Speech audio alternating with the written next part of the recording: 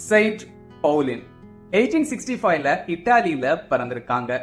பவுலினுக்கு 10 வயசாகிறப்போ இவங்களுடைய குடும்பம் பிரேசிலுக்கு இடம்பெயர்ந்திருக்கு. பவுலின் சின்ன வயசுலயே இறைபக்தி உள்ளவங்களா வளர்ந்திருக்காங்க.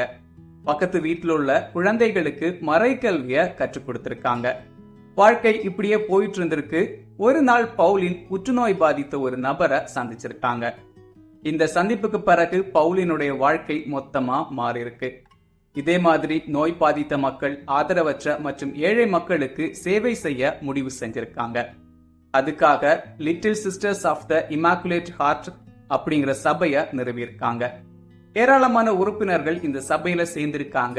பவுலின் அவங்களோடு சேர்ந்து மக்களுக்கு சேவைகள் செஞ்சிருக்காங்க. இவங்களுடைய சேவையை பார்த்து மக்களிடையே பவுலினுக்கு நல்ல பெயர் கிடைச்சிருக்கு. ஆனா ஒரு சிலரோ பவுலின விமர்சனங்கள் செஞ்சிருக்காங்க. பவுலினுக்கு எதிராக செயல்பட துவங்கியிருக்காங்க. ஆனா பவுலின் அனைத்தையுமே பொறுமையோடு கடந்து போயிருக்காங்க. ஒரு புறம் பவுலினுக்கு எதிரான விமர்சனங்கள், ஒரு புறம் பவுலின் நீரிழிவு நோயால பாதிக்கப்பட்டிருக்காங்க. இதனால பவுலின் ரொம்பவே கஷ்டப்பட்டிருக்காங்க. ஒரு கட்டத்துல நோயுடைய தாக்கம் தீவிரமடைஞ்சிருக்கு. இறுதியா 1942ல பவுலின் இறந்து போயிருக்காங்க.